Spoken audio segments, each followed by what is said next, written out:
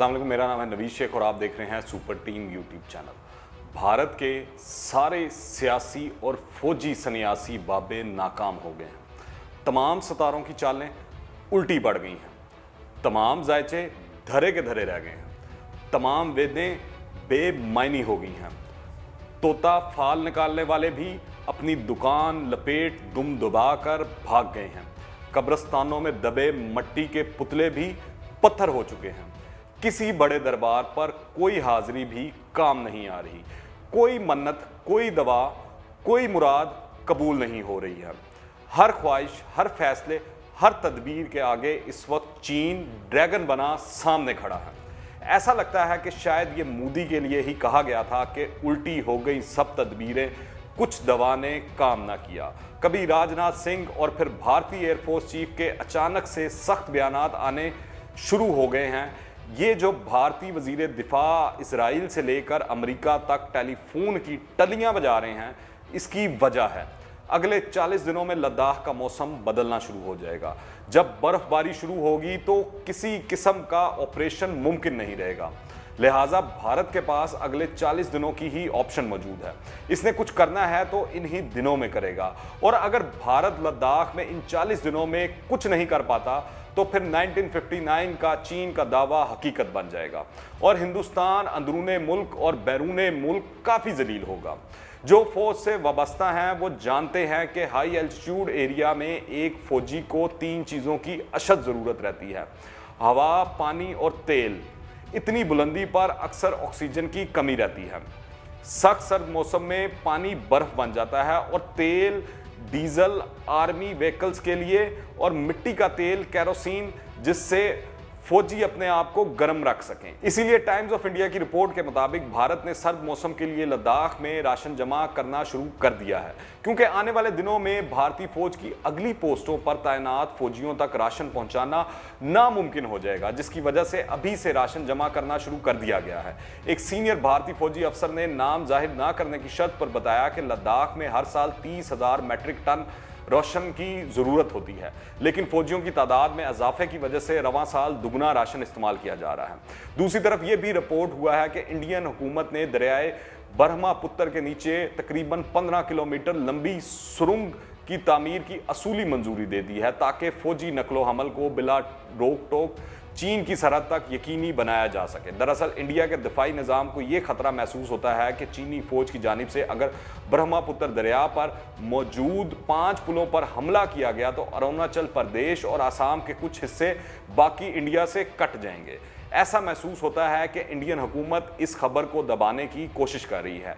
किसी भी सरकारी अफसर ने सुरंग के मामले पर तबसरा करने से ग्रेस किया है। नीज इस मामले पर चीन की तरफ से अभी कोई रद्द अमल सामने नहीं आया। हिंदुस्तान के सबसे मारूफ दिफाई तज्जियाकार राहुल बेदी ने लद्दाख के बारे में कहा है कि भारत के लिए मसला ये है कि चीन की PLA को रोकने के लिए भारतीय अफवाज को अब मुसलसल 14,000 फुट की बुलंदी पर रहना होगा।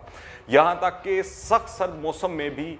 साथ ही इधर मुस्तकिल डेरे डालने के लिए फौज को Arctic tents and other high altitude equipment की अशद ज़रूरत होगी।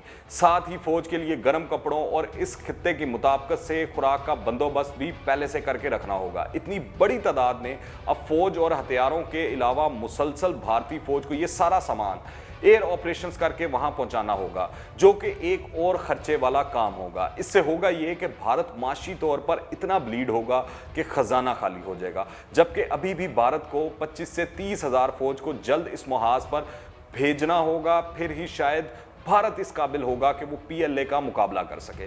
बेदी के मुताबिक जैसे जैसे दिन गुजर रहे हैं भारत के पास ऑप्शंस कम होती जा रही हैं। राहुल बेदी के मुताबिक भारत और भारतीय फौज के अगले 6 माह बहुत सख्त होंगे। दूसरा, जब सारी तवज्जो लद्दाख पर होगी तो भारतीय सर्दी गिरफ्त बाकी एरिया से यकीनन कमज़ोर होगी। इसीलिए अमरीकी मीडिया ने रिपोर्ट किया है कि भारत ने जब से मिसाइल टेक्नोलॉजी हासिल की है, पहली बार अपने मिसाइलों का रुख पाकिस्तान से मोड़कर चीन की जानिब कर दिया है। दूसरी तरफ यह भी रिपोर्ट हुआ है कि भारतीय बैरिया के पास MiG-29 के तैयारों के 40 फ्लीट्स हैं, जिनमें से 18 मुल्क के वाहिद तैयारा बरदार बहरी जहाज INS विक्रम आदित्य पर खड़े हैं, जबकि बाकी भारतीय रियासत गवा में मौजूद हैं। अब ताज़ा तरीन इत्तलात के मुताबिक बहुत से MiG-29 के तैयारों को गवा से मुल्क के शुमाली हिस्सों में मौजूद भारतीय फजाइया के अड्डों पर मुंतकिल कर दिया गया है, जिसकी वजह सिक्योरिटी की पैदा होने वाली ताज़ा तरीन सूरत हाल है, जिसका महवर चीन बताया जा रहा है। भारतीय फजाइया ने मुख्तलिफ अड्डों से अपने तैयारे लद्दाख सेक्टर पर मुंतकिल कर दिए हैं, जिसका मकसद इलाके में मौजूद भारतीय मौजूदगी को मजबूत जाहिर करना है। भारतीय बहरिया के अमरीकी साख्ता P-8I जासूस तैयारे पहले ही मशरकी लद्दाख पर निगरानी कर रहे हैं और ऐसी सूरत हाल में इलाके में MiG-29 के तैयारों का पहुंचना भारत की जंगी हिकमत अमली हो सकती है। इसके अलावा इजरायली साख्ता ड्रोन तैयारों से भी निगरानी का काम भी लिया जा रहा है। भारतीय सरकारी ज़राए के मुताबिक तैयारों की ये मुंतकली एक हिकमत अमली का हिस्सा है और लाइन ऑफ एक्चुअल कंट्रोल पर इन तैयारों के जरिए इलाके की निगरानी की जा सकती है। लद्दाख की इस झड़प में चीन की तरफ से जासूस ड्रोनों का इस्तेमाल आम है। ये ड्रोन ऐसे इलाकों की रैकी के लिए नहायत मौजू हैं जो इंसानी रसाई में नहीं होते। मजीद इन इलाकों में पेट्रोलिंग भी अब मुमकिन हो चुकी है, जो इंतहाई दुश्वार गुजार तसव्वुर किए जाते हैं। बकौल भारतीय फौज के साबिक अफसर और दफाई तजियाकार परवीन सोहाने के भारतीय फौज के कुछ अफसर जो शुरू से इस इलाके में तैनात थे, इनको PLA के वीक एरियाज बारे मालूम था। उन्होंने एक प्लान बनाया था कि इन वीक एरियाज को एक्सप्लॉइट करते हुए यहाँ पर कब्जा कर लिया जाए और फिर चीन से बात की जाए तो भारत बेहतर पोजीशन में होगा कि पहले चीन भारत के इलाके खाली करे, फिर वो चीन के इलाके खाली करेंगे। मगर इंडिया को मालूम न था कि चीन ड्रोन्स की फील्ड में इसको आउटस्मार्ट कर चुका है और इन ड्रोन से भारत की हर मूव पर चीन की नज़र है। तो भारत का ये प्लान शुरू होते साथ ही नाकाम हो गया। इस वक्त इंडिया इन इलाकों में रैकी और गश्त के सिलसिले में चीन के मुकाबले में बहुत पीछे है। इंडिया के पास इस वक्त जो जदीद तरीन मुसल्ला या गैर मुसल्ला ड्रोन हैं, इनका नाम हेरोन है और ये इजराइल से खरीदे गए हैं। इजराइल से दरामद करना दूसरा ड्रोन रिसर्चर है जो सतह समुंदर से 6100 मीटर तक की बुलंदी पर जा सकता है, लेकिन लद्दाख जैसे एरिया में इस ड्रोन का इस्तेमाल इतना मौसर और कारगर नहीं। इस वक्त इंडिया की इन्वेंट्री में 70 अदद हेरोन मौजूद हैं। इसके मुकाबले में चीन के पास जो ड्रोन है इसका नाम GJ2S है। ये ड्रोन इसराइली ड्रोन हेरोन के मुकाबले में तेज़ रफ्तार और बेहतर तौर पर मुसल्ला है। पाकिस्तान ने चीन से 48 अदद ये GJ2S खरीद रखे हैं, यानी भारत चीन को तो दूर की बात पाकिस्तान से ड्रोन टेक्नोलॉजी में काफ़ी पीछे है। इंडिया खुद भी ड्रोन साजी कर रहा है और इसके बड़े ड्रोन का नाम रुस्तम है।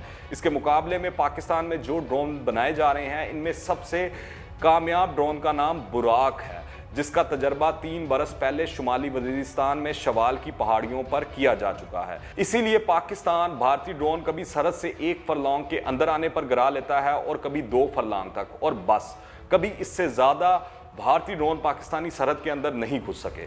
भारत को अपनी कमजोरियों का एहसास है, इसीलिए राफेल तैयारों के बाद भारत की फ्रांस से हैमर मिसाइल्स की खरीदारी के मुआहदे के लिए पेशरफ्त हुई है। फ्रांस राफेल के बाद अब हैमर मिसाइलों की सप्लाई पर तैयार है, जबकि भारतीय फजाइया की जानिब से फ्रांस से हैमर मिसाइल्स की खरीदारी की खबर की तस्दीक या तरदीद से गुरेज किया जा रहा है। जबकि फ्रांस से 5 राफेल तैयारों की पहली खेप 29 जुलाई को भारत पहुंच जाएगी। मजीद जानने से पहले अगर आपने अभी तक इस चैनल को सब्सक्राइब नहीं किया तो इस चैनल को सब्सक्राइब करें, बेल आइकन को प्रेस करें ताकि ताज़ा तरीन अपडेट्स और नई वीडियोस आपको बर वक्त मिलती रहें। इस तमाम तर सूरत हाल के हवाले से भारतीय साबिक लेफ्टिनेंट जनरल HS पनाग का कहना है कि भारत के पास सिर्फ 2 ही ऑप्शंस हैं, इनमें से बेहतर जंग ही है। इनके मुताबिक अब हमें डरना नहीं चाहिए और सियासी नताइज के बारे में बिला वजह फिक्र नहीं करनी चाहिए। अगर सफारतकारी नाकाम होती जा रही है तो फिर कौमी वकार का तकाजा है कि हम जंग को दुश्मन के दरवाजे तक ले जाएं। ये सब भारतीय यकदम क्यों जंग के ख्वाहिशमंद हो गए हैं, इसकी वजह है। हिंदुस्तान टाइम्स ने 2 दिन पहले रिपोर्ट किया है कि no breakthrough in the escalating border tension despite military diplomatic talks, यानी भारत ने मिलिट्री और सफारती तमाम जराए इस्तेमाल कर लिए हैं, तमाम जोर लगा लिया है, मगर चीन के साथ बॉर्डर पर हालात बेहतर नहीं हो रहे हैं। भारत इस खुमारी का शिकार था कि उसकी खारजा पॉलिसी बड़ी तेज़ी से कामयाबियों का संगे मील अबूर कर रही है। यहाँ तक कि भारत खुद साख्ता सुपर पावर बनने का ख्वाब देखने लगा था। शायद इसकी वजह यह थी कि आलमी ताकतों का झुकाव बज़ाहिर भारत की तरफ कुछ जरूरत से ज्यादा ही नजर आ रहा था। इसी खुशफहमी की वजह से भारत चीन पर अपनी धौंस जमाकर दुनिया को अपने हलीफ मुमालिक की तरफ से अपनी पुष्पनाही साबित करना चाहता था। मगर चीन की तरफ से मुरम्मत और ईरान के कोरे जवाब ने चूने में ईंट का काम किया है। अब गेम नई दिल्ली के हाथों से निकलती दिखाई दे रही है, क्योंकि सियासत और खेल में किसी भी वक्त पासा पलट सकता है। लद्दाख में चीन की तरफ से तस्दील का सिलसिला अभी खत्म नहीं हुआ है कि ईरान ने बीच चौराहे हंडिया फोड़ दी है और भारत को चारों शाने चित होने पर मजबूर कर दिया है। तारीख उठाकर देख लीजिए, आपको मालूम होगा कि जिस भी मुल्क ने अपने हमसाया मुमालिक के लिए मुश्किलात पैदा करने की कोशिश की, बालाखिर वो मुल्क खुद ही मुश्किलात से दो चार हो गया और यहाँ तक कि इसकी सालमियत को भी खतरात लाग हो गए। इसकी करीब तरीन मिसाल रूस की है, जिसको इसी तरह की हरकत की बिना पर कई टुकड़ों में बंटना पड़ा। इसके बाद इराक और जर्मनी भी इस तरह के हालात से गुजर चुके हैं। अब भारत भी इसी तारीख को दोहराने निकला है। ये भारत की जबिल्लत में शामिल है कि उसने कभी धोखाधड़ी और मक्कारी नहीं छोड़ी। इसने हमेशा हमसाया मुमालिक को तंग करने का कोई मौका हाथ से नहीं जाने दिया, जिसकी वजह से पाकिस्तान और चीन समेत बांग्लादेश, नेपाल और भूटान भी नई दिल्ली सरकार से नाला नजर आते हैं। भारत का तमाम गुरूर रेत की दीवार साबित हुआ है। भारत की सारी इन्वेस्टमेंट और सफारतकारी फेल हो चुकी है। फिलहाल हकीकत यह है कि भारत की तमाम साजिशों चालाकियों के बावजूद पाकिस्तान की अहमियत खित्ते में मजीद बढ़ गई है। इसमें पाक आर्मी की पेशा वराना काबिलियत, हिकमत, दानिश, सलाहियत और तैयारी का डंका पूरी दुनिया में माना जा चुका है। इसके सिर्फ एक इदारे ISI का जिक्र करें तो ये दुनिया की एजेंसियों में पहले नंबर पर है। इसकी जो वजह BBC ने रिपोर्ट में लिखी है वो पाकिस्तान की इंटेलिजेंस एजेंसी का 70 साल से पाकिस्तान को मुश्किल तरीन खित्ते और मैलो वकू में महफूज रखना है।